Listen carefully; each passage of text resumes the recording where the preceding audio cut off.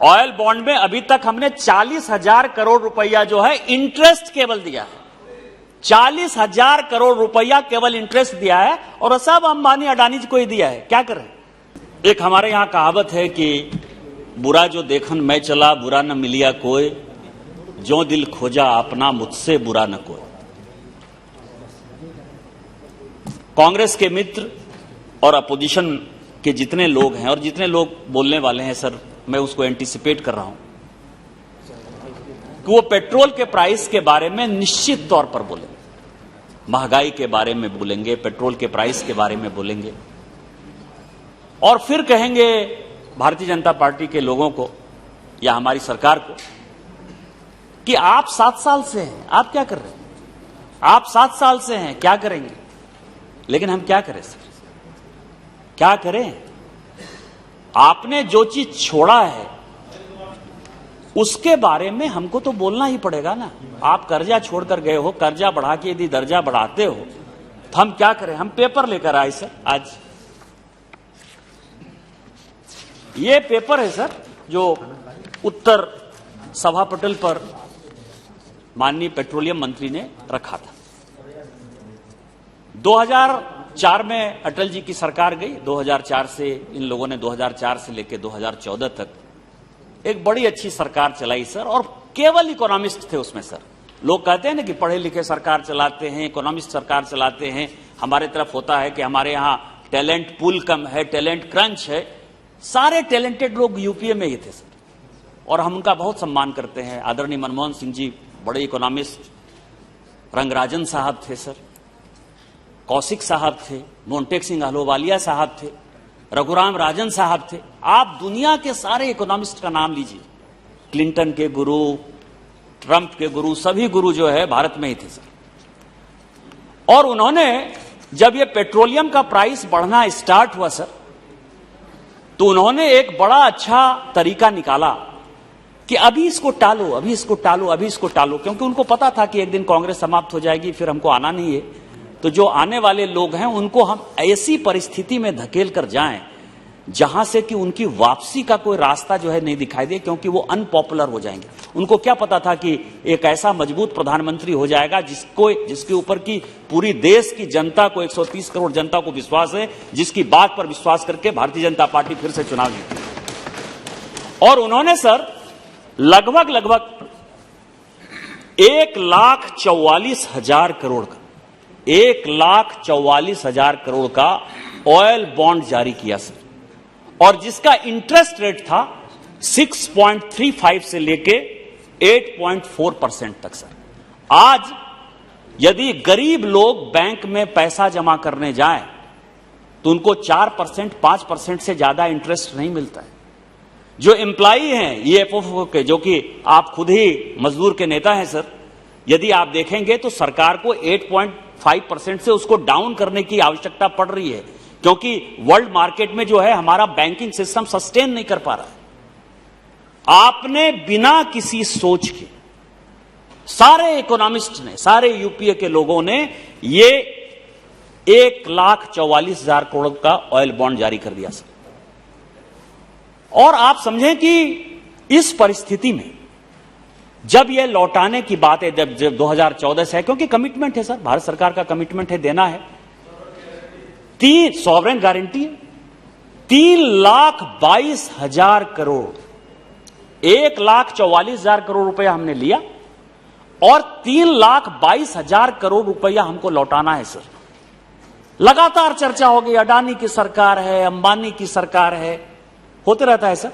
जब कांग्रेस की सरकार थी तो हम लोग भी इधर से चिल्लाते थे कि टाटा की सरकार है, बिरला की सरकार है। जो बिजनेसमैन उस समय आगे बढ़ते हैं, निश्चित तौर पर मैंने सारे डिबेट डिस्कशन 1952 से सुने हैं सर, हमको कोई परेशानी नहीं है। लेकिन ये जो ऑयल बॉन्ड है सर, ये ऑयल बॉन्ड जो आप 1,44,000 करोड़ का 3,22,000 करोड़ रुपया दीजिएगा, ये किसको दीजिएगा? कभी आपने देखा है?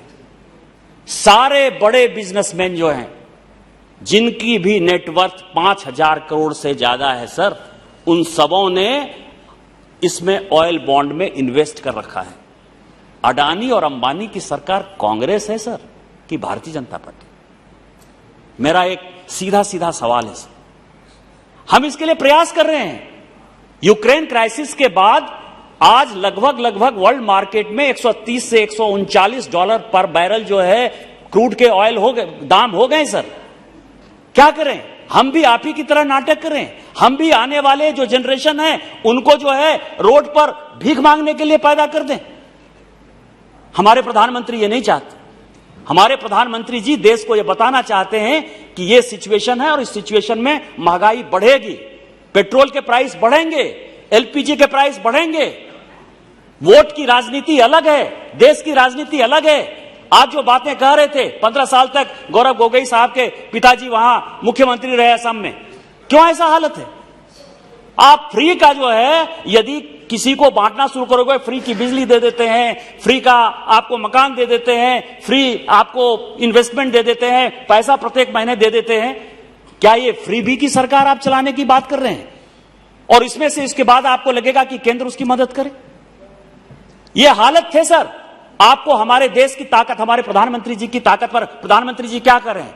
आप ऑयल ब्लेंडिंग की बात करें, आज 20% इथेनॉल यदि पेट्रोलियम प्रोडक्ट में प्रधानमंत्री जी देने की बात करते हैं, यूपीए चाहता था 5% के लिए, हम जब आए तो 10% देने की बात किए, और आज यदि हम 20% देने की बात कर रहे हैं तो हम ऑयल इंपोर्ट पर अपनी निर्भरता खत्म करना चाहते हैं। यदि आज उस दिन नितिन गडकरी साहब यदि बोल रहे थे कि हम इलेक्ट्रिक व्हीकल जो है ईवी चार्ज या हाइड्रोजन के से चलने वाले जो है व्हीकल को यदि बढ़ावा देंगे और जो होने वाला है 5 साल 10 साल में, तो वही हालत होने वाला है जो 77 तक इस देश में। मैं आपको बताऊं कि यशवंतराव चौहान साहब बहुत बड़े नेता थे। यहां बैठी हुई सुप्रिया जी, यशवंतराव चौहान सेंटर जो है उनका पार्टी का ऑफिस है। वो लगातार जब वित्त मंत्री के तौर पर यहां भाषण देते थे तो एक ही भाषण देते थे कि मैं एक ऐसा वित्त मंत्री हूं जिसको कि यहां के लोगों को खाना खिलाने के लिए अनाज की आवश्यकता है, अनाज मुझे इंपोर्ट करना है। और आज सिचुएशन यह है कि उस दिन पीयूष गोयल साहब बोल रहे थे हमारी सरकार ने 50 बिलियन का एक्सपोर्ट किया है। जो इंपोर्ट कर रहा था, जो देश इंपोर्ट कर रहा था, आज वो एक्सपोर्ट कर रहा है। और यही मैं कह रहा हूं, 50 बिलियन एक्सपोर्ट पहुंचा। मैं नहीं कहता कि किसी सरकार ने काम नहीं किया, लेकिन 50 बिलियन एक्सपोर्ट हो गया। आज जो हमारी निर्भरता थी अनाज के ऊपर, जो कि बजट का एक पार्ट होता था, आज वो निर्भरता खत्म हो गई और आज हम दुनिया को खिला रहे हैं। उसी तरह से यदि हम पेट्रोल और डीजल पर अपनी निर्भरता खत्म कर लेंगे, हाइड्रोजन आ जाएगा, इलेक्ट्रिक आ जाएगा, क्योंकि पूरी की पूरी रेल जो है वो सारी इलेक्ट्रिफिकेशन पर जा रही है, सारी इलेक्ट्रिक पर चलेगी सर। यदि ये सिचुएशन पैदा हो जाएगा तो कभी भी ये सवाल पैदा नहीं होगा कि पेट्रोल के दाम बढ़ गए, डीजल के दाम बढ़ गए, इन्फ्लेशन आ गया। और आप क्या कर रहे हो? आप क्या कर रहे हो गौरव जी? आपकी सरकार में पूरा रिपोर्ट लेके आया हूं कि जो अपोजिशन की सरकार है, वैट और एक्साइज की आप बहुत बात करते हो, जनता की बात करते हो, जीएसटी में क्यों नहीं पेट्रोलियम प्रोडक्ट को ले आते हो? हम तो कहते हैं, भारत सरकार तो लगातार कह रही है कि आप ले आओ जिससे कि पैरिटी हो। गरीबों को जो है आपकी सरकार भी फायदा पहुंचाना चाहती है, हमारी सरकार भी फायदा पहुंचाना चाहती है, लेकिन आप गरीबों के लिए चिंतित नहीं हो, किसानों के लिए चिंतित नहीं हो, आप राजनीति करना चाहते हो। मैं केरल में वैट 30% है, आपके राज्य में सभापति महोदय। कर्नाटक में 30% था, जिसको कि घटा के हमारी सरकार ने 18% किया है। आंध्र प्रदेश अपोजिशन का है सर 36%। महाराष्ट्र जहां पैदा होता है सर, तेल पैदा होता है, बड़ा अच्छा फंक्शन करती है हमेशा, 40%, 39.12%, 40%। सबसे ज्यादा यदि पेट्रोल और डीजल का कहीं दाम है तो महाराष्ट्र में है।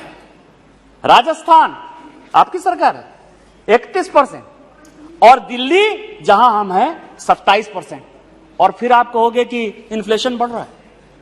तो मेरा यह कहना है सर कि आज पूरे देश के सामने ये जो नोशन है कि हम पेट्रोल डीजल का दाम बढ़ा रहे हैं, ये खत्म हो जाना चाहिए सर। दूसरा सर, अब मैं आगे बढ़ता हूं सर। ऑयल बॉन्ड में अभी तक हमने 40,000 करोड़ रुपया जो है इंटरेस्ट केवल दिया है। 40,000 करोड़ रुपया केवल इंटरेस्ट दिया है, और सब अंबानी अडानी को ही दिया है। क्या करें? देंगे आप, एक दिन निकालिएगा आरटीआई से, कहिएगा हमने अंबानी को दे दिया, अडानी को। आप थोड़े कहेंगे कि आपने इस देश को बर्बाद किया था, उसका खामियाजा हमको भुगतना पड़ रहा है।